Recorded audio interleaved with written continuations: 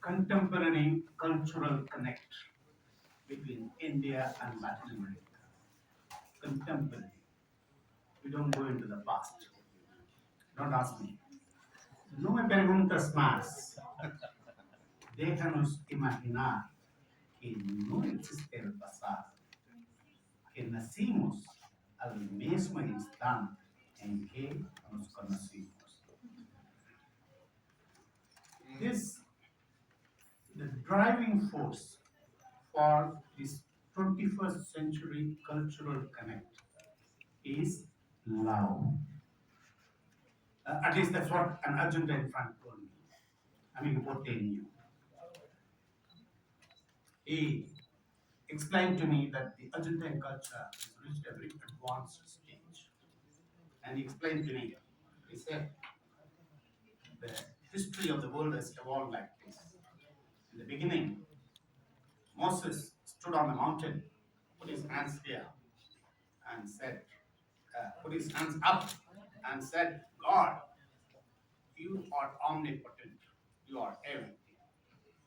Then came King Solomon, he put his hands here and used your head to do justice. Then came Jesus Christ, put his hands there. Ah, love thy neighbor, problems will be solved.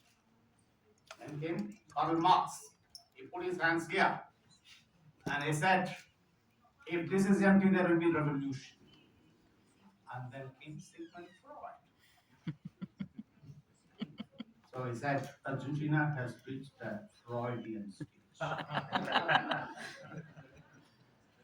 And he also said there is a distinct characteristic of Argentine culture in comparison to other societies is like this. He said, heaven is a place where the French are the cooks, Germans are the engineers, uh, the British are the policemen, Swiss are the finance managers, and Argentines, of course, are the lovers. And the world will become a hell if it was turned around if the British became cooks, the French became engineers, and the Germans became police, and the Swiss became as lovers. Unimaginable. And the Argentines becoming finance managers. Well, we'll go bankrupt. So I tell the Indian businessmen in chambers of commerce that the biggest risk of doing business with Latin America is falling in love. And now the Indian businessmen are even more keen to take this risk enthusiastically and courageously. I'll give you a few examples. There were three boys, one from Agra, one from Mumbai, one from Coimbatore. They were recruited by a British company called Mises, and they were sent to Colombia. They went to Colombia and promptly fell in love with three Colombian girls. And they resigned from the company. They started their own startup called Sophos Solutions, which is doing extremely well. Even Bank Colombia has invested in that. A friend of mine who runs a mid-cap pharmaceutical company in Chennai, he wanted to explore Central America, where the others have not gone, particularly the Northern Triangle, Guatemala, Honduras, El Salvador. So he sent his son, young son. And what does the young son do? First thing he does, falls in love with a Guatemalteca. Marries. He's settled there and he is doing $200 million of business in Central America. This company called Coupling Point is the largest supplier of pharmaceuticals to Central America. There's a boy from Bihar, Motihari, called Prabhakar Sharan. He wanted to become a Bollywood star. He didn't make it. So he joined a group of youngsters who are going to US illegally. And Many of them use this Central American route. He got stuck in Costa Rica without money, passport, he lost everything. He was cheated. So what does he do? He fell in love with a Costa Rican. Married her. And she was rich. So after the marriage, the Costa Rican asked her, Tika.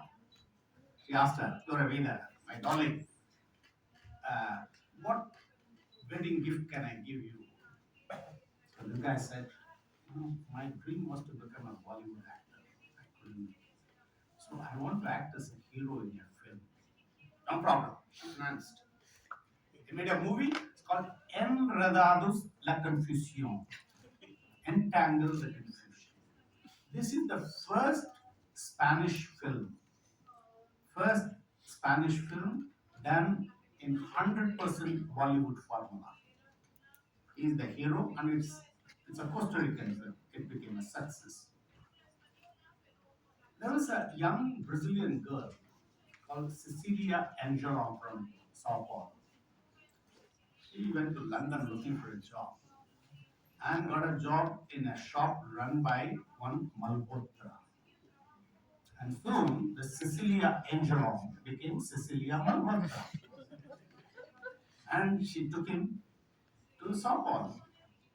And after having conquered the Indian man's heart, she thought, why not I try the Indian market? So she wanted to do business with India. So she imported henna powder, hair color, which did very well. But after some time, she stopped the import of henna powder. And she started her own brand called Surya Henna Brazil.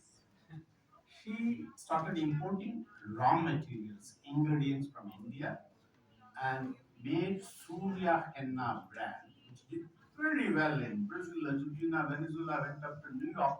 She has a business of $20 million. And guess what? She's exporting it to India. Another Brazilian took this physical love to the next level, spiritual love. A guy called Janderson Fernandes de Oliveira from Sao Paulo. He used to get dreams when he was young. A wise old man with a beard calling him, come, come to Himalayas. And he got married. He came to India for his honeymoon. And so much of dust, poverty, misery. He didn't like it very much.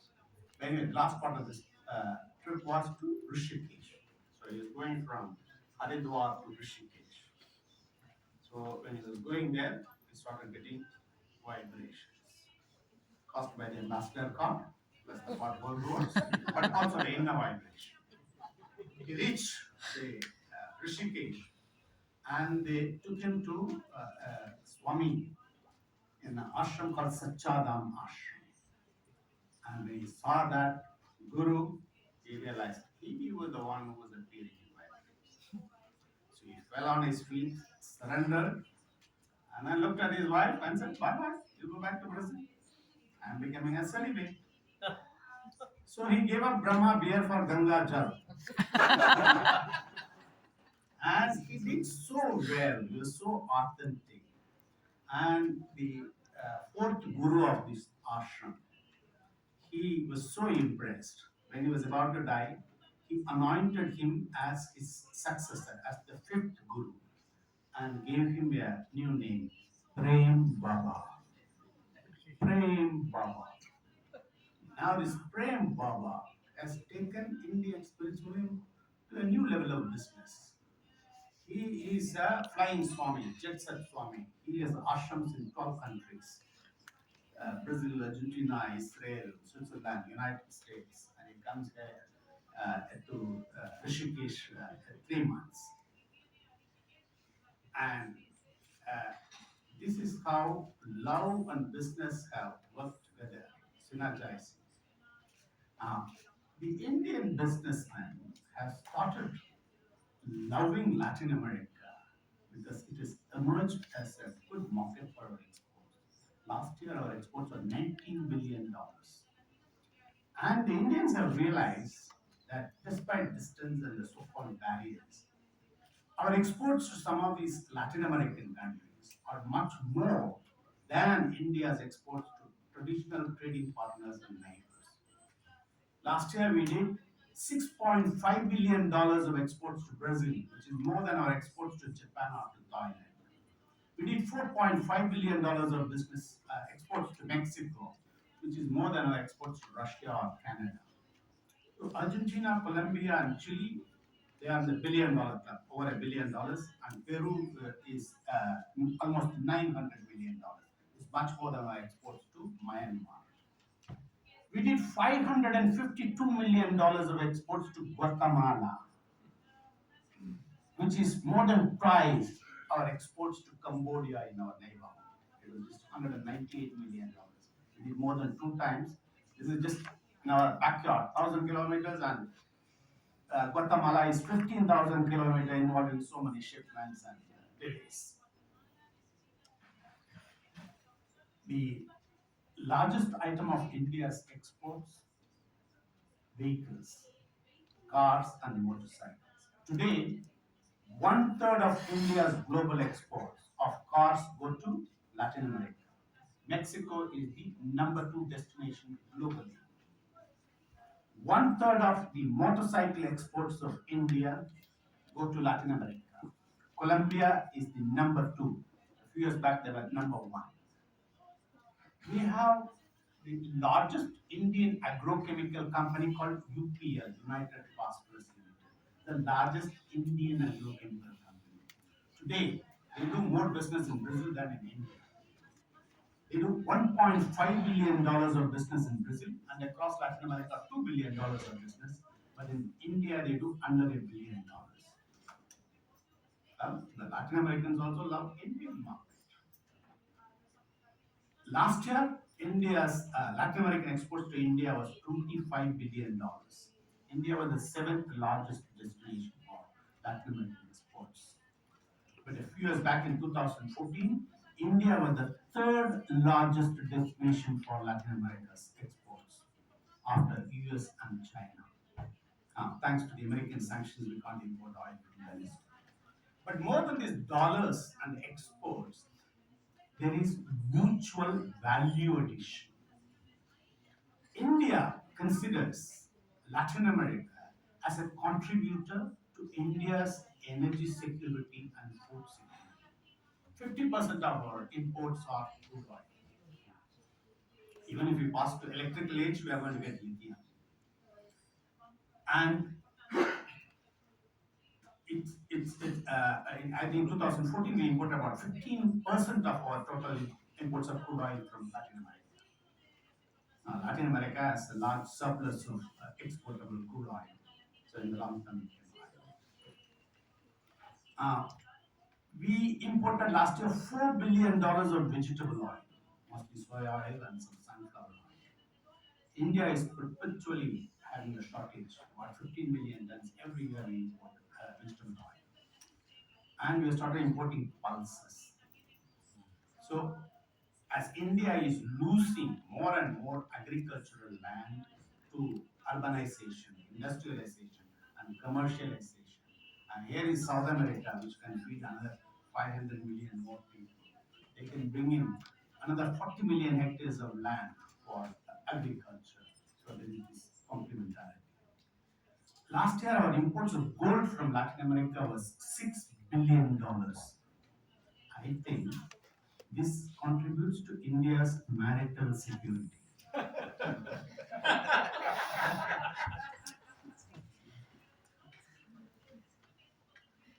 Now, on the other side, the Latin Americans see value from India for their healthcare and human resource development. India exported last year $1.5 billion of generic medicines to Latin America. This has helped millions of poor and middle class Latin Americans to afford medicines. It has helped the governments of Latin America to reduce their cost of healthcare. It has forced their own companies and the multinationals to bring in more generic medicines. Earlier, they were making more money on branded medicine because of the entry of Indian companies. Today, we have 2 dozen Indian IT companies, BPO and KPO companies, They employ about 40,000 Latin Americans across the region. Now, this is not just employment, this is a contribution to human resource development of Latin America. Because these companies, they train them not only in digital technology, but are inculcating a new IT culture, which has helped India to become an IT power. So this is the contribution of India to Latin America. So with all these new synergies and complementarities, and the Indians and Latin Americans having discovered the right secret for cultural and business connect, which is love. Love helps you to cross the oceans, to overcome barriers. Love conquers all. That is the 21st century cultural connect. Thanks. I'll stop here. I will give the floor to Ambassador Jorge.